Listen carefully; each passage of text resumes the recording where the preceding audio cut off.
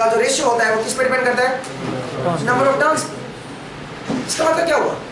मान लीजिए इधर 220 वोल्ट है और नंबर ऑफ टर्न्स है मेरे पास, इधर है n1 टर्न्स है मान लीजिए 110 और n2 टर्न्स है मान लीजिए 100, तो मुझे सेकेंडरी साइड क्या वोल्टेज मिलेगी बताओ? सेकेंडरी साइड की वोल्टेज E2t मान लो, तो बताइए this input voltage is E1t, तो E1t is 220 divide by E2t is equal to n1 upon n2, E1 upon E2 is equal to n1 upon n2, और n1 कितना है 10 और n2 कितना है 100, कितना आया बताओ? E2t कितना आया? 2200 नहीं समझे? समझ आया क्या कैसे काम करता है? क्लियर हुआ ट्रांसफॉर्मर क्या चीज है? ठीक है, इसको हम बोलते हैं ट्रांसफॉर्मर। जब बोर्ड डाल देते हैं और जब इस तरह का प्रोसेस होता है उसको हम क्या बोलते हैं? ट्रांसफॉर्मर। आपको प्रिंसिपल समझ आया कैसे काम करता है? प्रिंसिपल समझ आया नहीं कैसे? अल्टीमेटली फ्लक्स है सब कुछ, अल्टीमेटली फ्लक्स है। जरा देखिए, अब सुनिए मैं क्या कर रहा हूँ, मेरे पास एक ट्रांसफॉर्मर है और उसमें एक साइड फिक्स है और दूसरी साइड मूविंग है। मैं इसको मूव करवाऊंगा, जरा देखना, और बीच का जो गैप है वो गैप तकरीबन 2-2.5 सेंटीमीटर का है। ठीक है, 2-2.5 सेंटीमीटर का गैप। अब सुनिए मैंने क्या किया, जरा देखिएगा, मैं सेम सिचुएशन में आपको समझा रहा हूँ। मैं देखना चाहता हूँ यहाँ की वोल्टेज कैसे बढ़ेगी। तो मैं एक काम करता हूँ, सेकेंडरी साइड मैं वोल्टमीटर को लगा देता हूँ, क्योंकि ओपन होना चाहिए ना, लोड नहीं लगाना मुझे। लोड लगाऊंगा तो क्या फ्लो कराएगा? करंट फ्लो कराएगा, गड़बड़ हो सकती है। मुझे तो ओपन सर्किट रखना है, मैं सिर्फ वोल्टमीटर लगा देता हूँ। वोल्टमीटर लगाने से लोड नहीं बनेगा क्या? वोल्टमीटर लोड की तरह एक्ट नहीं करेगा। अगर मैं यहाँ पे वोल्टमीटर लगाऊं तो क्या वोल्टमीटर मेरा लोड की तरह एक्ट नहीं करेगा? बताओ। वोल्टमीटर का आइडियल वोल्टमीटर का रेजिस्टेंस क्या होता है? इनहेरेंट, मतलब करंट वो लेगा ही नहीं, इसका ना ओपन सर्किट की तरह ही रहेगा ही। आप समझे ना? अपन करंट कोई आएगा नहीं, तो डोंट वरी, वोल्टमीटर आप लगा सकते हो। तो मेरे पास एक वोल्टमीटर है, ठीक है, मैं एक काम करता हूँ, सेकेंडरी साइड ये वोल्टमीटर फिक्स कर देता हूँ सो दैट इसकी रीडिंग को देखूं बढ़ते हुए। ठीक है, तो जरा देखिएगा, पीछे वाले लोग पता नहीं देख पाएंगे नहीं देख पाएंगे, बट आगे वालों पे थोड़ा भरोसा करें। ठीक है, वो लोग आपको बता देंगे। आप पे भरोसा करते हैं, इन पे भरोसा करते हो, दोनों पे नहीं करते हो तो अच्छी बात है, नहीं करना भी नहीं चाहिए वैसे, खुद पे भरोसा करो ना। चलिए जरा देखिए, मैं एक काम करता हूँ, मैं इसको फिक्स कर देता हूँ। मैंने जो वोल्टेज की जो वोल्टमीटर की जो प्रोब थी वो मैंने यहाँ पे फिक्स कर दी है। ठीक है, एक यहाँ पे और एक यहाँ पे। अब जरा देखिएगा, अब मैं क्या करूंगा, अब मैं इसको बढ़ाना शुरू करूंगा आगे, और एक साइड में सप्लाई दे के रखता हूँ 220, और ये 1:1 का रेशियो, 1:1 का ट्रांसफॉर्मर है, मतलब इधर भी जितनी टर्न है उतनी इधर टर्न है। तो अल्टीमेटली जब ये बिल्कुल पास होगा, बिल्कुल पास हो जाएगा, तो एयर गैप इसके बीच में क्या हो जाएगा? इसमें तो ऑलरेडी कोर लगी हुई है ना, इसमें तो आयरन ऑलरेडी लगा हुआ है। जबकि इस क्वेश्चन में मैंने क्या समझाया था आपको? इस क्वेश्चन में मैंने बाद में आयरन डाला है, पहले एयर गैप, पहले एयर कोर ये कॉइल थी, इसमें तो बाद में आयरन डाला। जबकि मेरे पास जो सिचुएशन है उसमें क्या है, मेरे पास जो सिचुएशन है वो जरा देखिए कैसी है, मैं थोड़ा समझा दूं आपको। मेरे पास ऐसा कंसेप्ट है, जो मैंने ट्रांसफॉर्मर डिजाइन करवाया हुआ है वो इस तरह का है।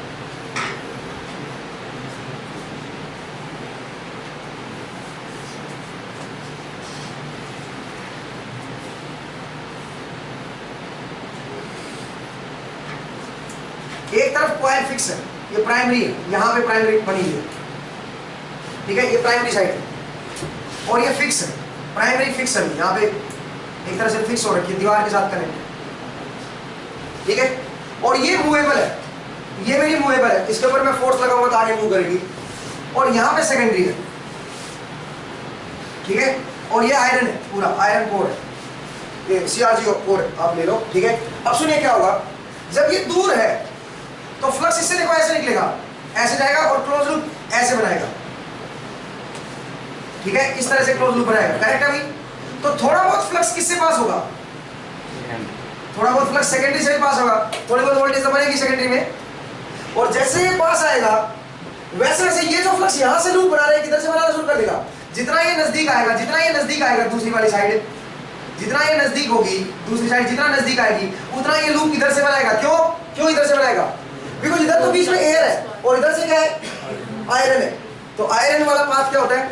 लो रिलक्टेंस पाथ। तो जितना ये नजदीक लेके आओगे उतना सेकेंडरी साइड से क्या होगा, फ्लक्स ज्यादा पास होगा, और ज्यादा पास होगा तो वोल्टेज क्या होगी सेकेंडरी साइड ज्यादा होगी। ठीक है, तो चलिए मैं जरा करके देखता हूँ। तो मैंने क्या किया, ऊपर ऑफ कीजिए, वहां पे ऑन कर,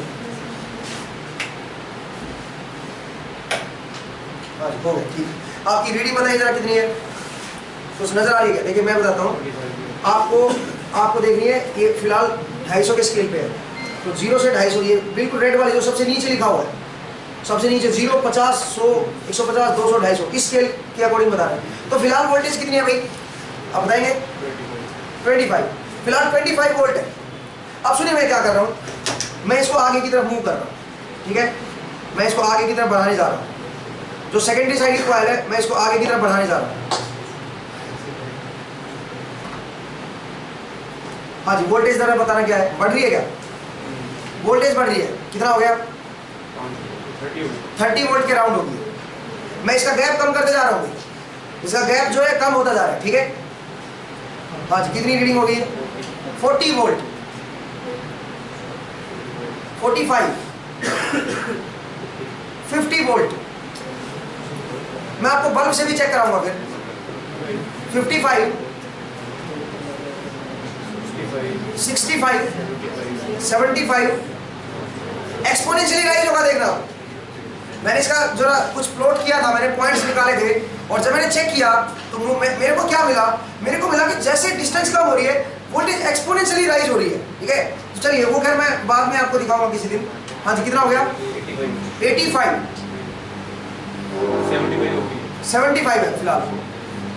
हाँ जी, कितना हुआ 100 वोल्ट होगी।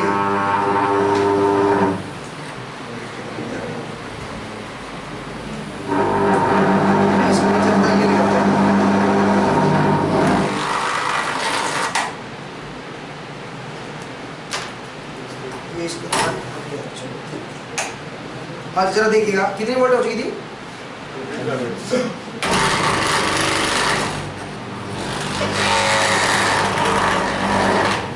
आज कितनी वोल्टेज जरा देखना, मैं थोड़ा पीछे कर दिया है, तो हट गया क्या, थोड़ा सा रुकिए भाई, मैं एक बार फिर से लगाता हूँ, कनेक्शन इसका कुछ हो गया।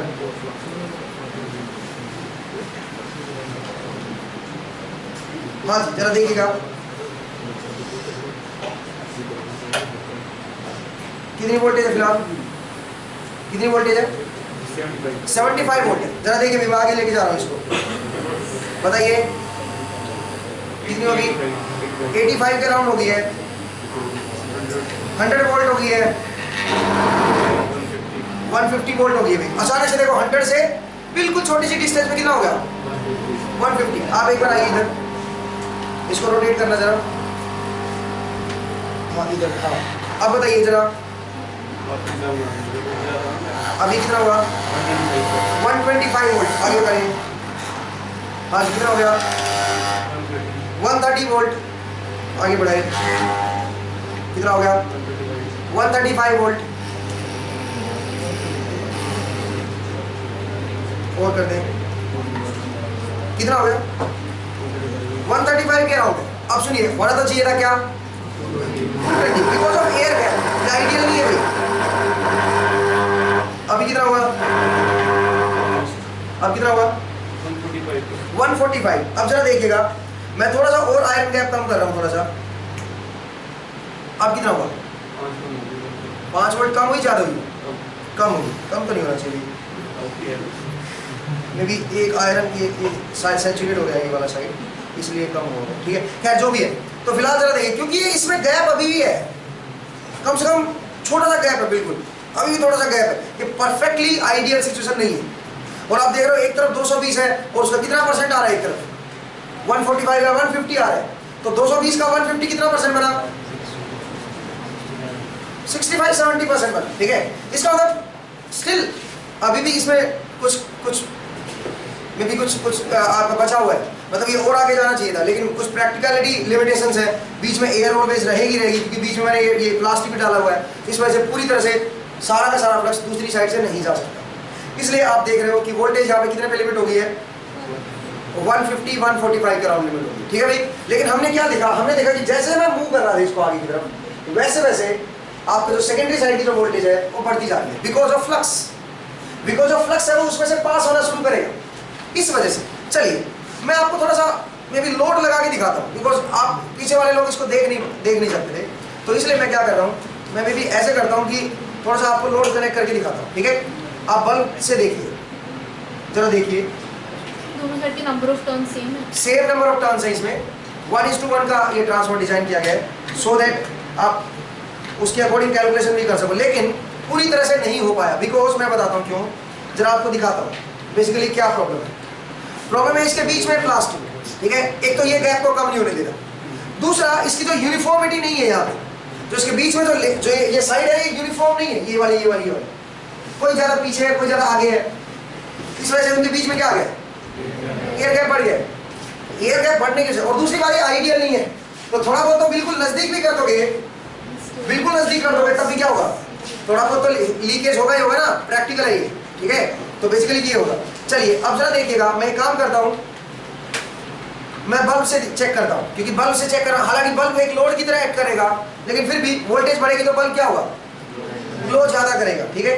तो आप जरा देखिएगा, बल्ब से आप देखना कि किस तरह से वो चीज़ होगी। हालांकि आप बहुत सारे लोग देख चुके होंगे पहले भी, लेकिन एक बार दोबारा देखिएगा कि वोल्टेज कैसे बढ़ती है जब मेरी सेकेंडरी साइड पास में आएगी, बिकॉज ऑफ फ्लक्स, ठीक है, बिकॉज ऑफ फ्लक्स।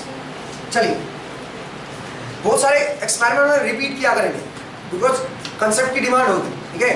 बेशक आपने पहले देख लिया हो, फिर भी हम करेंगे, बिकॉज हर जगह पे डिफरेंट टाइप से वही कंसेप्ट पढ़ाया जाएगा, तो वो सेम एक्सपेरिमेंट हम लोग फिर परफॉर्म करेंगे। जरा देखिएगा, आप आइए इधर, एक आ जाओ, इसको जरा देखिएगा एक बार,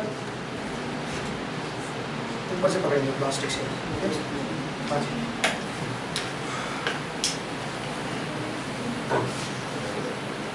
आप इसकी ब्राइटनेस को देखिएगा बल्कि आप लाइट ऑफ करेंगे तो और बेहतर समझ आए। बिल्कुल डिम जलेगा, देखना अभी भी जल रहा है, अभी भी हल्का सा जल रहा है, बिल्कुल डिम जल रहा है। किसी को नजर आ रहा है क्या, आपको नजर आ रहा है? पीछे वाली लाइट ऑफ करो जरा, ये बिल्कुल रेड नजर आ रहा है, यहाँ पे पीछे नजर आ रहा है, रेड नजर आ रहा है। अब जरा देखिएगा, बिल्कुल डिम वोल्ट है। अब देखो ब्राइटनेस क्या हो रही है, बढ़ती जा रही है। हालांकि ये करीबन 40 वोल्ट हो गए, तकरीबन 40 वोल्ट पे ऐसा होता है, ठीक है। ये जरा देखिए, बिल्कुल ब्राइट, बिल्कुल डिम है, ठीक है। तो अच्छी बात है, मतलब देखने में अच्छा लग रहा है। चलिए आगे बढ़ते हैं। ये जरा देखिए, वोल्टेज बढ़ रही है, ठीक है।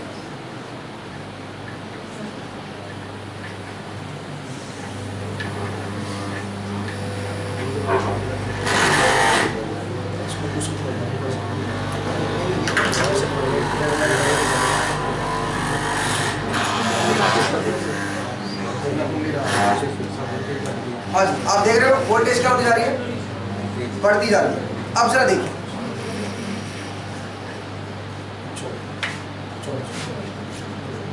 हाँ जी जरा देखिएगा, वोल्टेज बढ़ती जा रही है, ठीक है। तो फिलहाल ये ब्राइटनेस होगी, मैक्सिमम ब्राइटनेस इस पे। तो आपने देखा कि किस तरह से वोल्टेज बढ़ती जा रही थी। अब जरा देखिए, मैं एक और एक्सपेरिमेंट परफॉर्म कर रहा हूँ, एक बार ऑन करना लाइट को। हाँ जी जरा देखिएगा, मैं काम कर रहा हूँ, इस बार मैं इसको क्लोज नहीं करूंगा, इस बार जो गैप है उसी गैप के अंदर आयरन डालूंगा, गैप को गैप बना के रखूंगा, आयरन बीच में डालूंगा और एक बार आयरन को निकालूंगा, ठीक है। तो आपको क्या लगता है, ये दूर दूर है, मैंने एक बार बीच में आयरन डाल दिया और एक बार निकाल दिया, क्या होगा, जब डालूंगा तब क्या होगा, जरा देखते हैं, वोल्टेज ज्यादा होगी। आप कैसा लग रहा है कि वोल्टेज ज्यादा होगी, जरा देखते हैं। आप गलत सोच रहे हैं और आप सोचिए कि क्यों गलत बोला, मैंने बता दिया आपको गलत है, आपका जवाब गलत है। आप बताइए क्यों। वो आरएन से पास होकर वहीं चला जाएगा, सेकेंडरी मिल जाएगा। एडिंग करने से वोल्टेज पे ज्यादा अफेक्ट नहीं होगा, वो तो लॉस में आरएन से क्रॉस होकर वापस चला क्या कह रहे हो। हाँ एग्जैक्टली, आप थोड़ा थ्योरी को करेक्ट करेंगे। अगर आपने आयरन बीच में डाल दिया तो ये जो फ्लक्स है इधर क्यों जाएगा, इधर से इसको क्या मिल जाएगा, पाथ मिल जाएगा।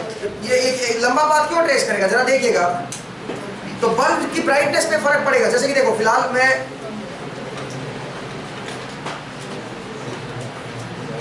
फिलहाल मैं इस लेंथ पे हूँ, फिलहाल मैं भी 1 सेंटीमीटर का गैप पे हूँ, ठीक है। और सो दैट आप बल्ब की ब्राइटनेस को देख सके, क्योंकि बल्ब जलना भी तो चाहिए ना, तभी तो आप देख पाओगे। तो मैं फिलहाल 1 सेंटीमीटर के गैप पे हूँ, ठीक है। और ये यहाँ पे बल्ब है, इसकी ब्राइटनेस को देखेंगे और इसके बीच में एक बार आयरन डालूंगा। तो आयरन डालने से जरा देखिएगा क्या होगा, ठीक है, इसकी ब्राइटनेस पे क्या फर्क पड़ता है, ठीक है। तो मेरे पास एक आयरन की पत्ती है, इसको मैं जरा देखता हूँ।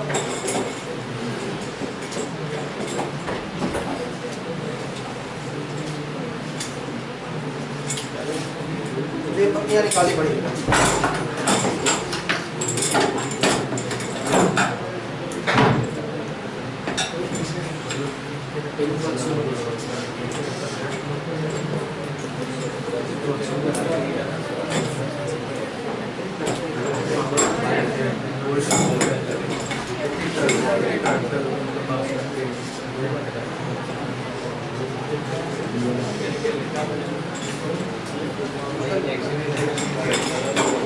चलिए मैं ऐसे करता हूँ ना,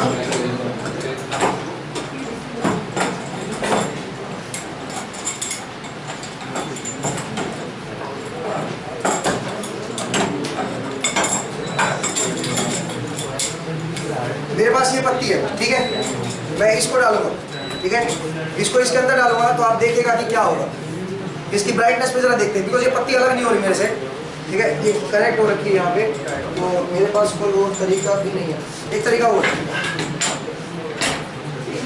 लेकिन उससे ज़्यादा फर्क नजर मुझे आएगा नहीं। हाँ, ये डाल सकता हूँ, ये डाल सकता हूँ आयरन, लेकिन ये सैचुरेट हो जाएगा इससे।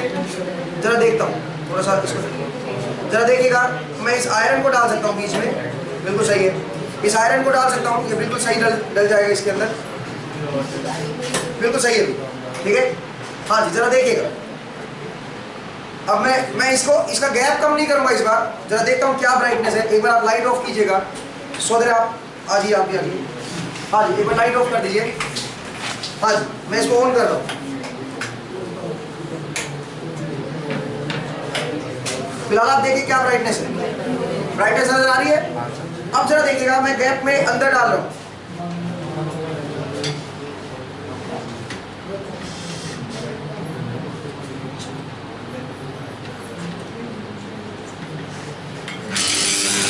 आप देख रहे हो आयरन डाल के क्या हो गया। अब जरा देखिए, आयरन निकाल रहा हूं मैं, हालांकि आयरन निकालना इतना आसान काम नहीं है।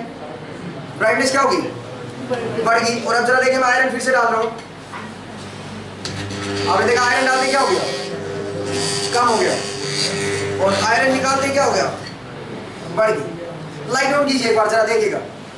ये आयरन डालना निकालना इतना आसान काम नहीं है, जरा देखिएगा। इसके अंदर आयरन डाल दिया। अब जरा देखना, मैं इसको उठा रहा हूँ, इतना उठाना आसान काम नहीं है, मुझे जोर लगाना पड़ रहा है इसको उठाने के लिए। हट गया। जरा देखिएगा, मैं इसके अंदर एक बार आयरन डालूंगा और फिर इसको निकालने की कोशिश करूंगा, लेकिन ये छोड़ेगा नहीं आयरन को। जरा देखना,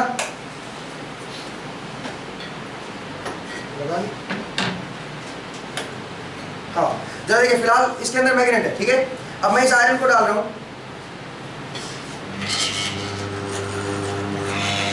ये लो जी, पूरी तरह से डल गया। अब मैं इसको उठाने की कोशिश कर रहा हूं, इसको जोर लगाना पड़ रहा है मुझे, तब जाके उठेगा। और ये काफी इसका इसमें जोर लगाना पड़ता है, ऐसे नहीं उठेगा। जरा देखिएगा, आप कैसे पता चले कि मैं जोर लगा रहा हूँ, बिकॉज जैसे ही छूटेगा एकदम ज्यादा ऊपर जाएगा, क्योंकि मेरा हाथ ज्यादा जोर लगा रहा हूँ, ठीक है, बहुत तगड़ा खींचता है, ठीक है। इसलिए मैंने इसके पीछे ये लगाया, ये क्लिप लगाया, बिकॉज मैं चाहता था इसको धीरे धीरे मूव करना। लेकिन मैंने जब पहली बार जब ये किया तो मैंने देखा कि जब मैं इसको मूव कर रहा हूँ, मैं इसको धीरे धीरे मूव नहीं कर पा रहा हूँ। जैसे ये नजदीक आता है एकदम से अट्रैक्ट कर ले रहा है, जबकि मुझे बिल्कुल स्लो मूव करवाना था। इसलिए मैंने पीछे ये आपका ये डाला है इसमें, सो ये धीरे धीरे मूव कर सके, समझे। तो बेसिकली जरूरत ही चीज़ों को समझाती है। चलिए बैठिए। तो कुल मिला के मैंने बताया कि अगर बीच में अगर आप सीधा आयरन डाल दोगे तो सारा का सारा फ्लक्स किसमें जो होते हुए जाएगा, आयरन में से। जरा हाथ लगाओ आयरन, आगे से, बिल्कुल आगे से। आयरन गर्म हो गया, ये गर्म नहीं हुआ, सेम इसमें से जो फ्लक्स निकल रहा है वो आयरन में से आ रहा है, इसमें होता हुआ इसमें से आ रहा है इधर, लेकिन ये गर्म हो गया और ये गर्म नहीं हुआ, बिकॉज इसके अंदर एडी करंट ज्यादा हो गया। इसकी विड्थ देखिए क्या है, कल मैंने समझाया था, ठीक है। कल मैंने आपको समझाया था कि एडी करंट, तो बेसिकली इसके अंदर कौन से लॉस हुए? Eddy current. इसके अंदर स्टैंपिंग नहीं है, जबकि यहाँ पे क्या है? यहाँ पे स्टैंपिंग। ठीक है, तो इस वजह से यहाँ पे एडी करंट लॉस नहीं हुआ, ये गर्म नहीं हुआ, जबकि ये गर्म हो गया। ठीक है, और ऐसा करने से क्या हुआ, जब मैं इसको अंदर डाल रहा था, ऐसा करने से जो फ्लक्स यहाँ से निकल रहा है वो मैक्सिमम फ्लक्स इधर से आ रहा है, लेकिन कुछ फ्लक्स इधर से भी आ रहा है। आपने देखा ब्राइटनेस बिल्कुल जीरो नहीं हुई, क्यों? बिकॉज इसकी एक लिमिट है, उससे ज्यादा फ्लक्स ये अंदर नहीं ले जा सकता। मैंने आपको बताया ना ये मटेरियल क्या हो जाएगा? सैचुरेट। अगर इसमें से ज्यादा फ्लक्स फ्लो कराने की कोशिश करोगे, ये ज्यादा फ्लो नहीं कराएगा, एक लिमिट तक रोक देगा, तो बाकी फ्लक्स फिर किधर से जाएगा? सेकेंडरी से। तो उसकी वजह से सेकेंडरी साइड में क्या आएगी? कुछ ना कुछ वोल्टेज आएगी। आप समझे मेरा पॉइंट? कि ये पतला वायर है, इसका क्रॉस सेक्शन एरिया कम है, तो ये जल्दी सैचुरेट हो जाएगा। ठीक है, इससे ज्यादा flux number of field lines में पास नहीं करा सकते हो आप इसमें से। तो जितनी फील्ड लाइंस पास करेंगी उसके बाद क्या होगा? उसके बाद उससे ज्यादा ये नहीं कर पाएंगी, लिमिट होगी इसकी। लेकिन पीछे से तो नंबर ऑफ फील्ड लाइंस ज्यादा आ रही है, तो अल्टीमेटली अगर वो ज्यादा फील्ड लाइंस आएंगी तो कुछ तो इसमें से पास हो जाएगी, लेकिन थोड़ी बहुत आगे भी जाएंगी। समझ आया? उसका इफेक्ट होगा। आगे बढ़े, चलिए नेक्स्ट वाला देखिए। हाँ, अब एक काम करता हूं मैं, इसको ऐसा हॉरिजॉन्टली डालता हूं। अब बताओ क्या होगा? अभी तो मैंने वर्टिकली डाला, तो वर्टिकली डालने से क्या हुआ? जो फ्लक्स यहां से निकला उसने क्लोज लूप यहीं पे बना लिया, ऐसे और ऐसे। ठीक है, इसका मतलब जो आगे सेकेंडरी साइड जो बल्ब लगा हुआ था वो डिम हो गया। अब मैं क्या कर रहा हूं? मैं इसको ऐसे नहीं डाल रहा, मैं ऐसे डाल रहा हूं। अब बताइए क्या होगा? ब्राइटनेस बढ़ जाएगी। अब ब्राइटनेस बढ़े। क्यों बढ़ेगी ब्राइटनेस? क्योंकि अब जो आयरन है वो कहां पे आया? वो इसके बीच में आया। इसका मतलब अब क्या होगा? अब जो फ्लक्स है वो किधर से जाएगा? इधर से जाके इधर आएगा, क्योंकि उसको आसान रास्ता मिल गया। इधर गैप ज्यादा है थोड़ा सा। ठीक है, इसका मतलब अब इस केस में ब्राइटनेस क्या होगी? स्लाइटली इंक्रीज होगी। जरा चेक करते हैं। ठीक है, तो एक काम करता हूं, आप एक बार आ जाइए फिर से, जरा देखिए। मैं काम करता हूं, अब ये आयरन डाल देता हूं ना, ये आ जाएगा कि इसके अंदर है तो आयरन ही। हाँ, क्लोज पाथ का पूरी कह रहे हैं। चलिए चेक करते हैं थोड़ा सा। मैं इसको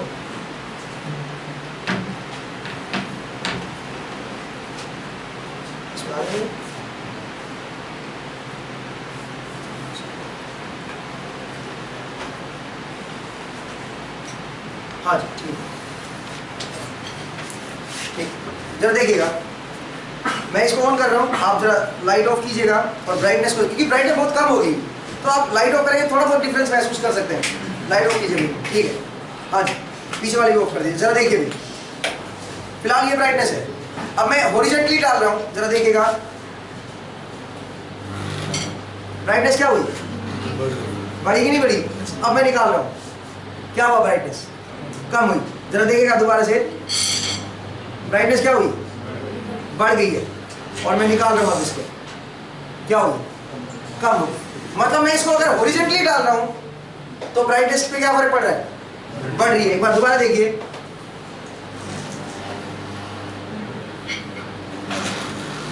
क्या हुआ? ये नीचे चला गया। हाँ, अब जरा देखिए क्या हुआ? ब्राइटनेस क्या हुई? बढ़ी थी कि क्या हुई? नहीं, एक बार जरा दोबारा देखो, अभी कम हो रही है। जैसे एंट्री करता हूं तब पहली बार क्या हो रही है? कम हो रही है। जैसे एंट्री करता है वैसे कम हो रही है, और थोड़ा सा आगे करते क्या हो गया? बढ़ गया। लाइट ऑन कीजिए एक, सिर्फ ये वाली, जरा देखिए भाई। मैं काम कर रहा हूँ, शुरू में एंटर करा रहा हूँ इसको। शुरू में जब मैं एंटर करा रहा हूँ तो कम हुई है और फिर बढ़ी है। ठीक है, जब ये पूरी तरह से आधे में आ चुका है तब बढ़ी है, और जब ये बिल्कुल आगे जा चुका है फिर से क्या हुई है? कम हुई है। ये बड़ा लाइट ऑफ कीजिए, जरा देखिएगा फिर से। मैं शुरू में इसको एंट्री कर रहा हूं, मैं बिल्कुल माइन्यूट से एंटर किया है, बढ़ी है वोल्टेज, अब कम हुई है ना, अब फिर बढ़ी है और फिर से कम हो गई है। अब पूरी तरह से इसके अंदर है, लेकिन ब्राइटनेस थोड़ी कम हो गई है स्लाइटली। अच्छा, अब यहाँ पे वोल्टेज बढ़ी है। अब यहाँ पे वोल्टेज बढ़ी है। क्या आप इसको एक्सप्लेन कर सकते हो? लाइट ऑन कीजिए भी। फिलहाल ये पूरी तरह से इसके अंदर है, अभी ब्राइटनेस ज्यादा है, और जब मैं इसको आगे की तरफ डालूंगा ब्राइटनेस क्या हो जाएगी? कम हो जाएगी, और फिर से पीछे करूंगा तो ब्राइटनेस फिर से बढ़ेगी। क्या आप इसको एक्सप्लेन कर सकते हो? हाँ जी, ये क्या अफेक्ट है? फ्लक्स थोड़ा बाहर को आ रहा था क्योंकि सर ये थोड़ा बाहर था ना। नहीं, फ्लक्स तो रिटर्न पाथ, वो तो क्लोज लूप बनाएगा, उसको तो आसान है। बाहर क्यों आएगा? बाहर से तो रिलक्टेंस क्या है? क्या है? वो क्यों आएगा बाहर? नहीं समझे? बाहर क्यों आएगा आप बताइए, जबकि बढ़ना चाहिए ब्राइटनेस। बिकॉज जितना आप सोच रहे हो थ्योरी में, जैसे आप देख रहे हो, एक्चुअल में प्रैक्टिकल में वैसा है नहीं। यहाँ पे क्या हो रहा है बेसिकली, यहाँ पे जो ये वाला चीज है ये बहुत मोटी है और ये वाला कितना है? ये बिल्कुल पतला सा है, ये बिल्कुल पतला सा है। तो जरा देखिए, जैसे आप यहाँ पे एंट्री लेते हो, तो आप मिडिल में नहीं कर रहे हो, आप बिल्कुल ऊपर वाले साइड पे कर रहे हो। एक तो आपको मिडिल में करना चाहिए। जब आप बिल्कुल मिडिल में करोगे, जब यहाँ पे, तो शायद कुछ अफेक्ट पड़े, ठीक है? तो शायद कुछ अफेक्ट पड़े, और मे बी ये यूनिफॉर्म भी नहीं है, बिकॉज ये इसके साइड में कॉर्नर से आगे निकला हुआ है। तो मैं इसको ऐसे करता हूँ, ऐसा होना नहीं चाहिए मेरे हिसाब से, ठीक है? एक बार ऑन करके देखो,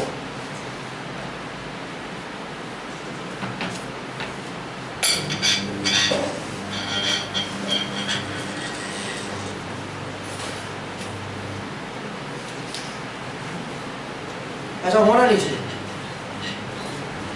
अभी ब्राइटनेस थोड़ी बढ़ गई है, ठीक है?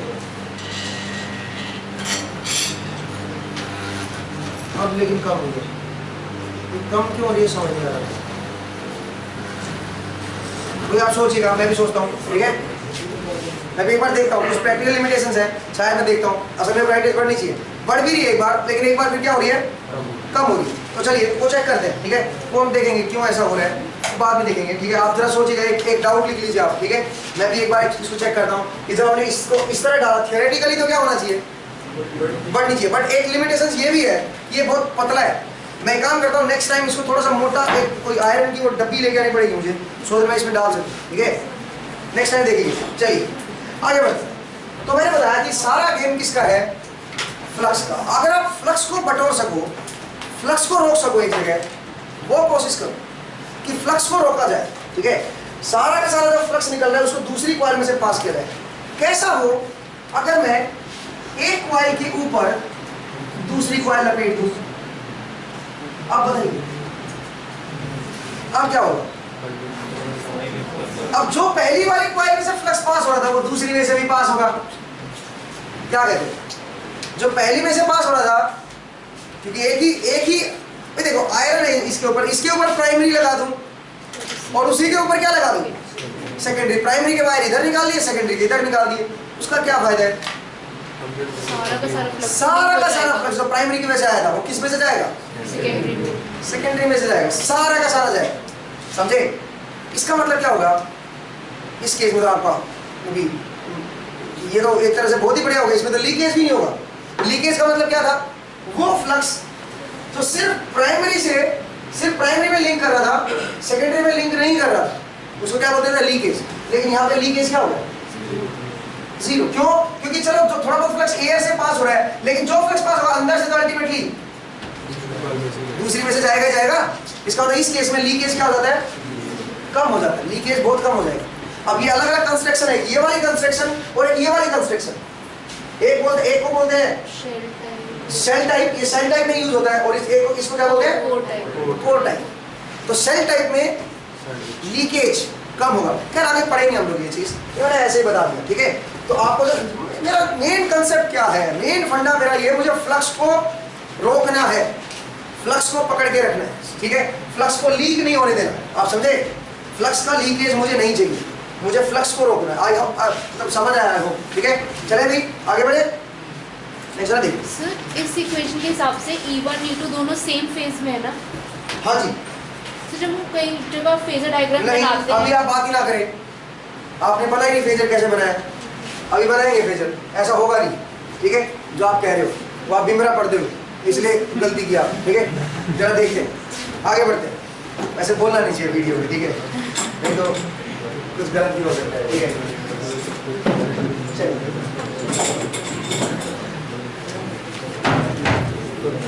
गलत तो ये है कि हम जो गलत है उसको भी गलत नहीं कह सकते, ठीक है? तो उसमें भी जैसे लेंस लॉ लगाते तो -ND5/d। देखते हैं अभी आप पढ़ोगे मुझे, अभी आपने पढ़ा नहीं ना, इसलिए आप ऐसा, ठीक है?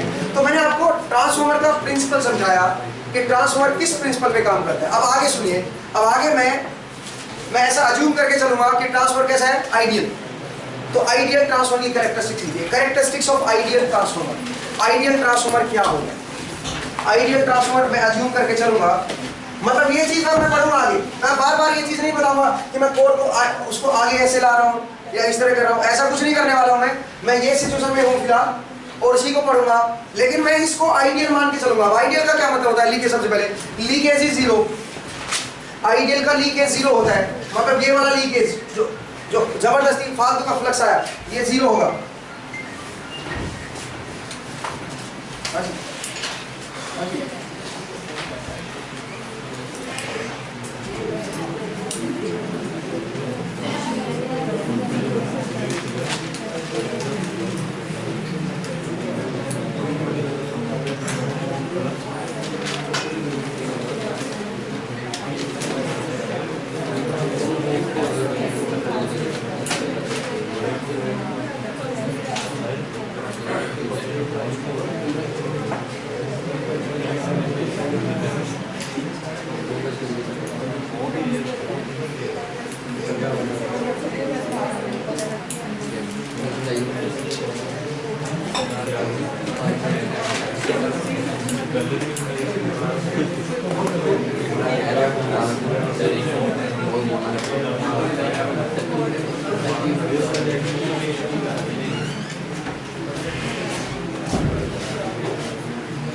कहाँ पे था मैं?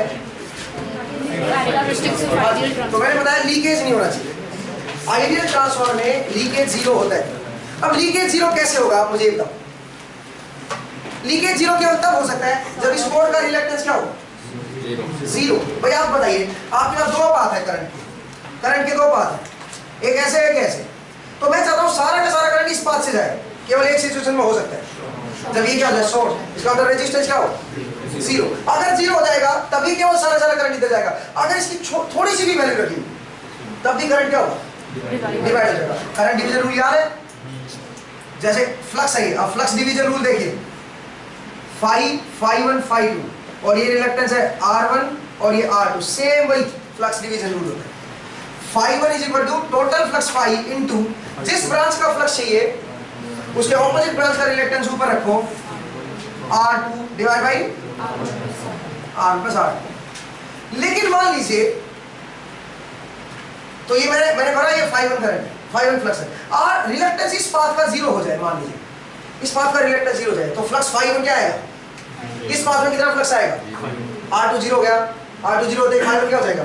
जीरो। इसका मतलब इस पाथ में कोई फ्लक्स नहीं जाएगा, सारा सारा फ्लक्स किधर से जाएगा? इसका मतलब जरा देखिए, मैं बोल रहा हूँ लीकेज जीरो, इनडायरेक्टली मैं क्या कर रहा हूँ? इनडायरेक्टली मैं कह रहा हूँ कि जो कोर है उसका रिलक्टेंस क्या है? जीरो। माने permeability of the core is infinite. Reluctance का क्या फॉर्मूला होता है?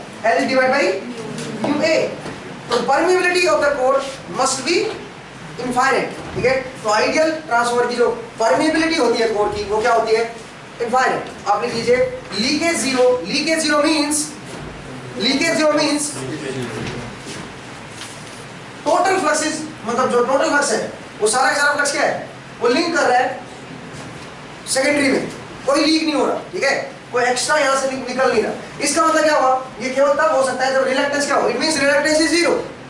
लीकेज का मतलब है कोर का रिलक्टेंस क्या होना चाहिए? जीरो। और कोर का रिलक्टेंस जीरो का क्या मतलब है? परमिएबिलिटी क्या होनी चाहिए? इनफाइनाइट। इसका मतलब आइडियल सिचुएशन में permeability must be infinite.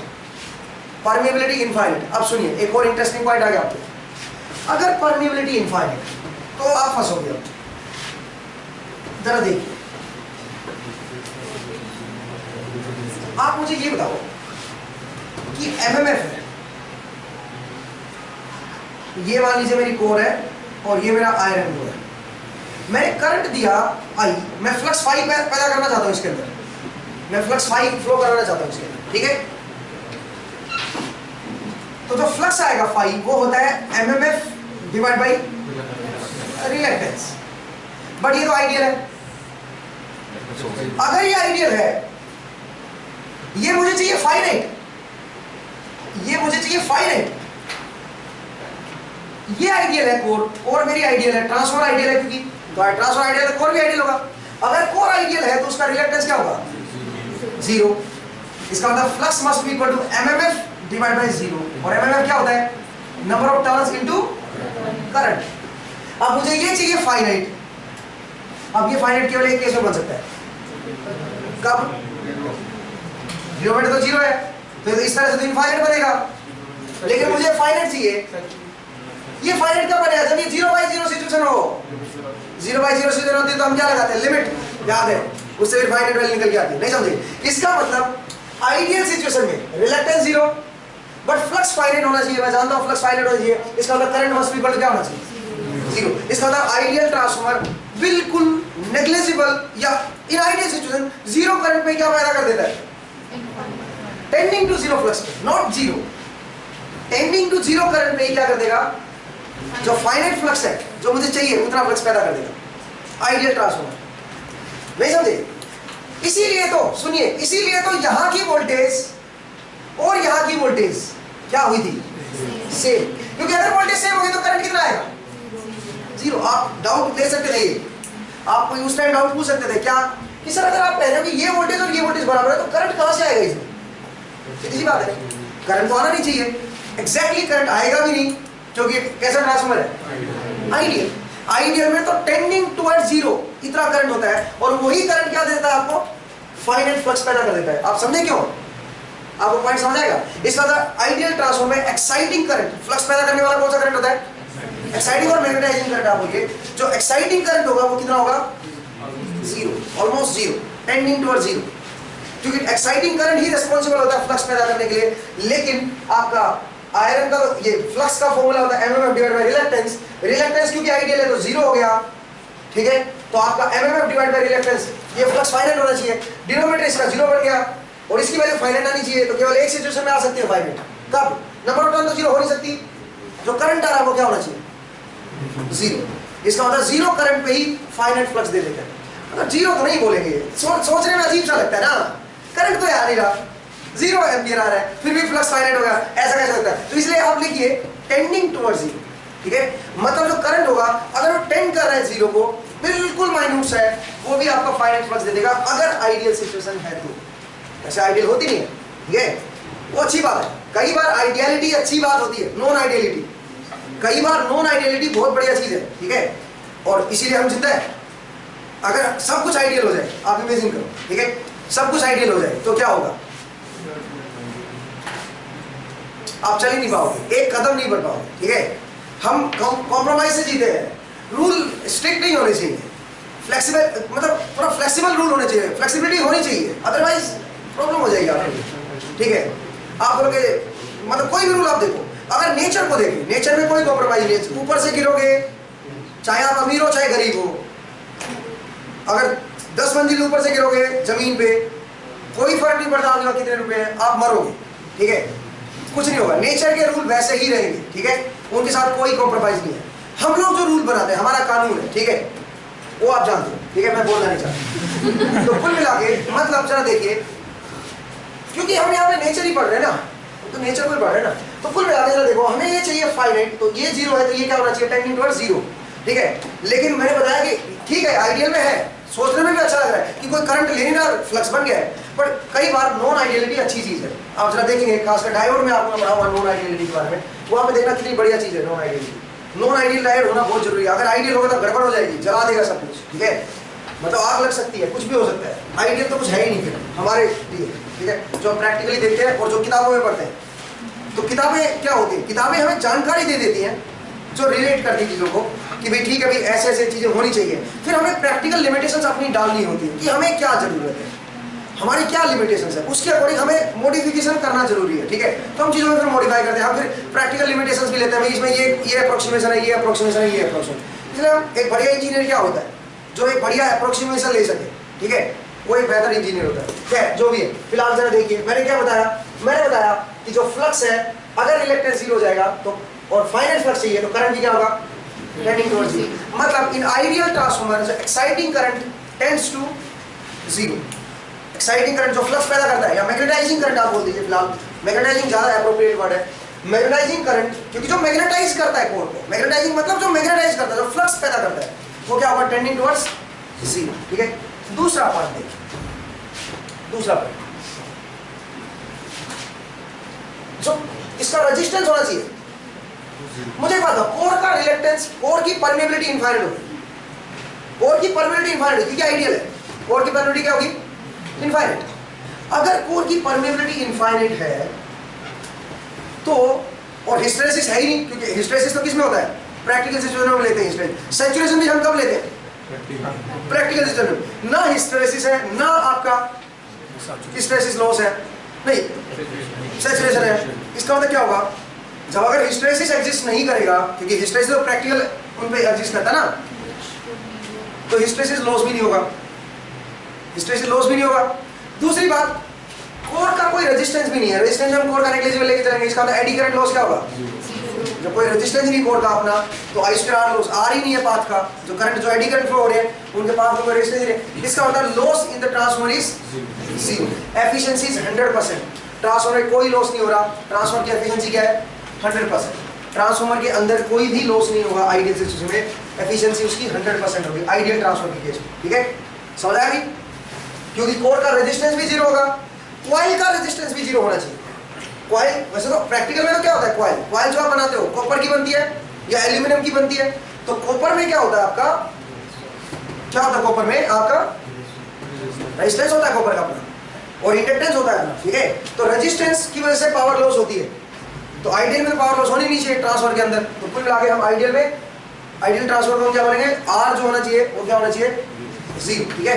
Resistance आपका जीरो होना चाहिए, कॉइल का भी और कोर का भी। एडी करंट की वजह से कोर में भी तो रेजिस्टेंस होता है भाई। एडी कोर करंट क्यों होती है? Because of eddy current loss.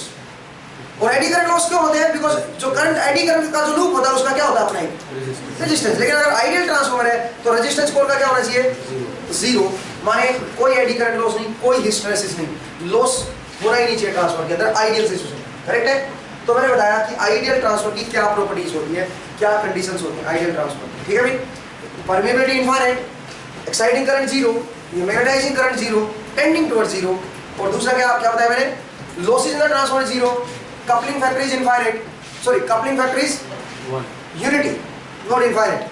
Coupling factor is unity, वो मैं बता चुका हूँ जाने अनजाने में। कपलिंग का क्या मतलब होता है? कपलिंग का मतलब ये होता है कि जितना फ्लक्स यहाँ से निकल रहा है सारा का सारा दूसरे में होना चाहिए। इसका मतलब परफेक्टली कपल्ड है दूसरी साइड, परफेक्टली कपल्ड है दूसरी साइड इसके साथ। इसका मतलब क्या है? इसका मतलब जो टोटल फ्लक्स यहाँ से निकल रहा है सारा का सारा किधर जाना चाहिए? सेकेंडरी में। उसको हम बोलते हैं कि वो बढ़िया कपलिंग हो रखी है, उसको हम बोलते हैं कि बढ़िया कपलिंग हो रखी है, प्राइम। तो कपलिंग फैक्टर अगर यूनिटी है, इसका मतलब आइडियल ट्रांसफार्मर है। यूनिटी कपलिंग फैक्टर होने का क्या मतलब है? Permeability zero, permeability infinite. Permeability infinite बोलते ही अंडरस्टूड है कि कपलिंग फैक्टर क्या है? 1। क्यों भाई?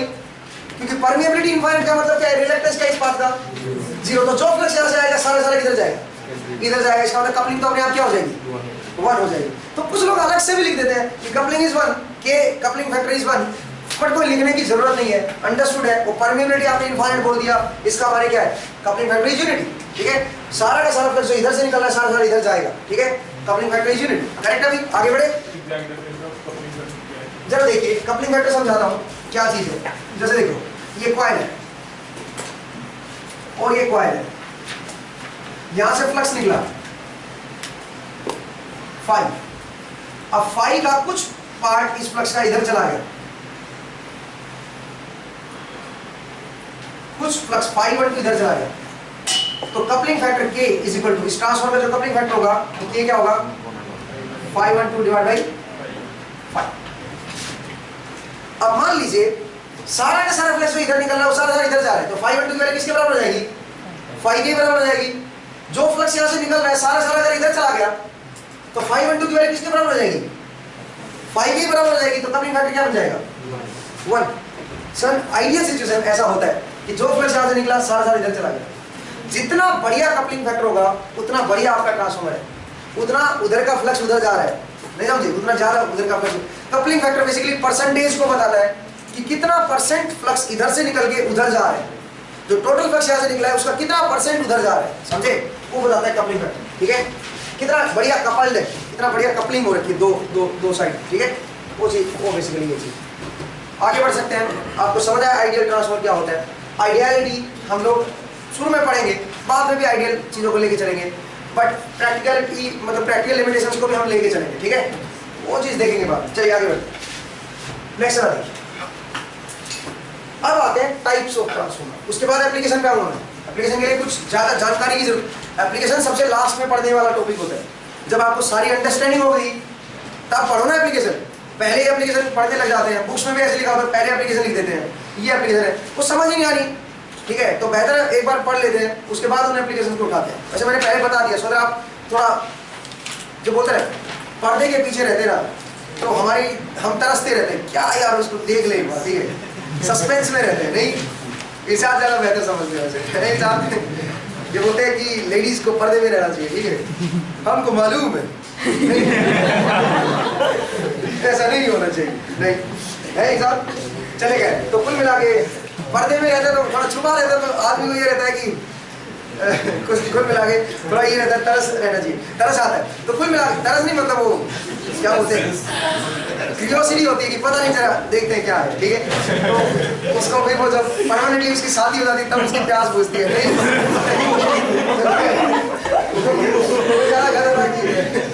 चलिए आगे बढ़ते हैं।